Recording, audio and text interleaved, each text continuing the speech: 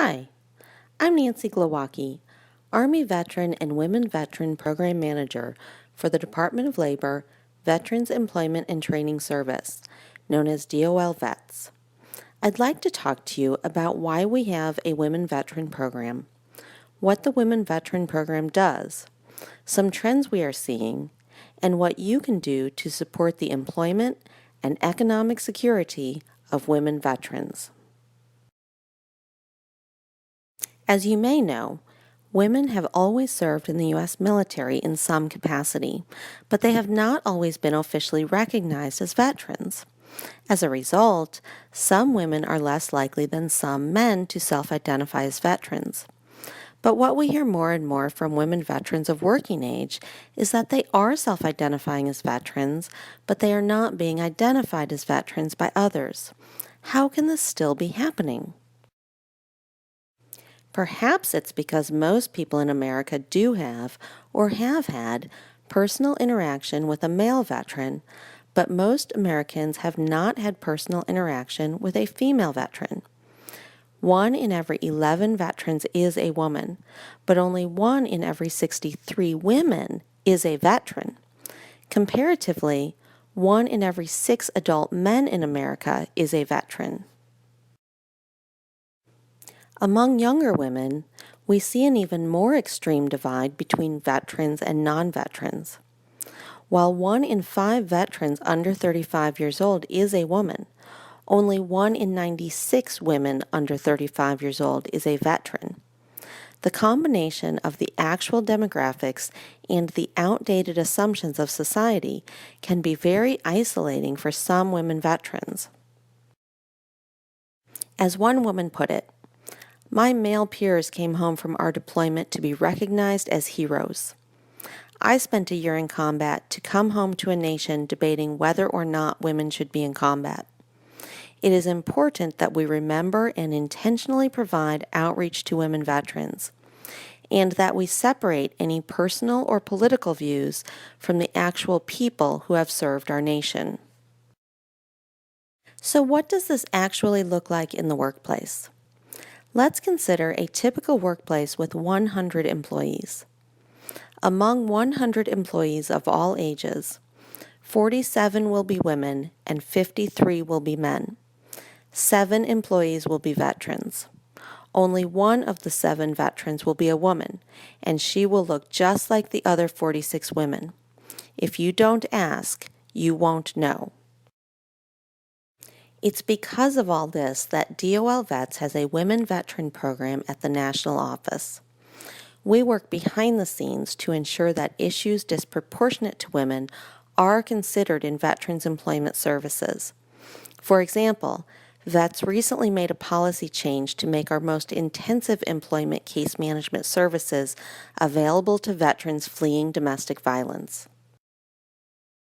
While DOL VETS has always served veterans of both genders, we are experiencing a cultural shift as the proportion of veterans who are working women continues to grow.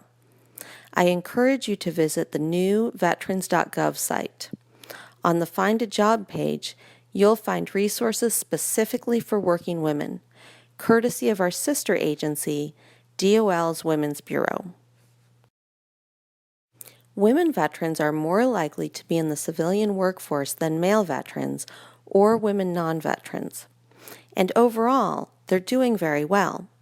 Women veterans are more likely than male veterans or non-veterans of either gender to be college graduates.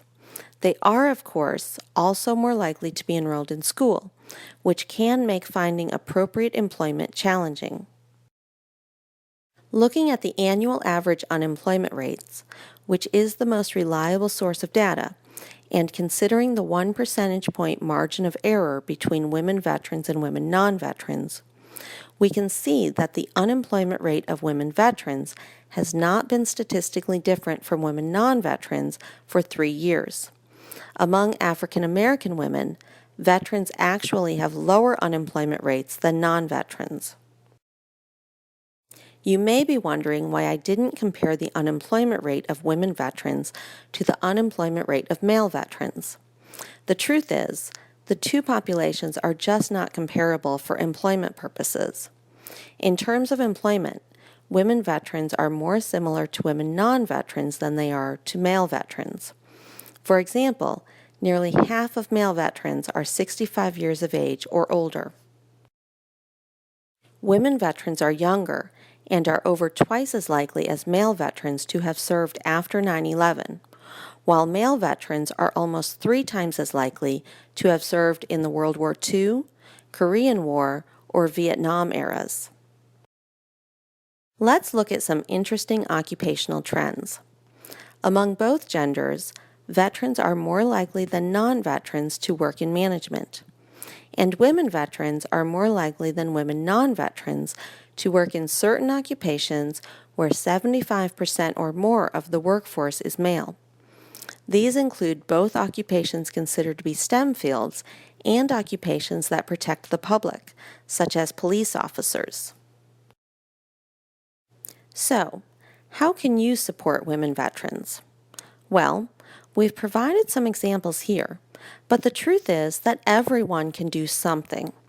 So as we go through these examples, think outside the box as well. Lawmakers and lobbyists can support women veterans by ensuring that the U.S. code that governs all federal veterans programs is inclusive of issues considered to be disproportionate to women. Women veteran advocates do an amazing job at serving women veterans, but unfortunately they can only reach so many. To better serve all women veterans, what we must do as women veteran advocates is to teach what we are doing, so that what we do becomes standard operating procedure among all programs that serve veterans or that serve women. Women have many roles, and veteran is often not the primary one. It may be a friend or a neighbor who is the first to learn that she is struggling to find work.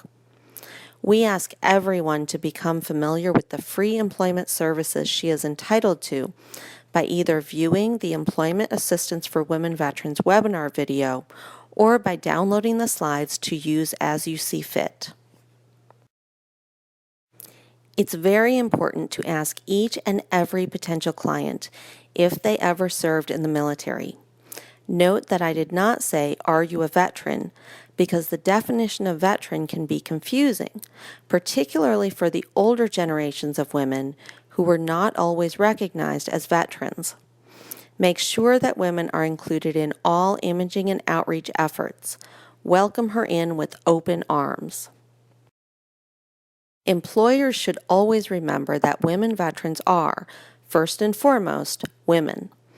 Women are less likely than men to apply for a job when they don't meet all of the criteria in the job posting, so it's important to use very clear language separating preferred experience from required experience in all job postings.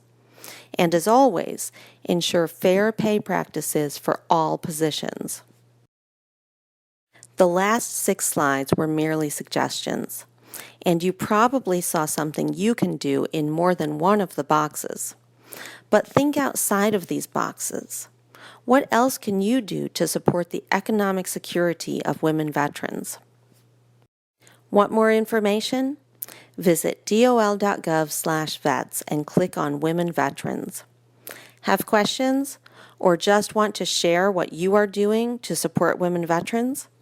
Connect with me via email at glowacki.nancy.a@dol.gov. Thank you for taking time out of your busy day to view this presentation, and thank you for supporting women veterans.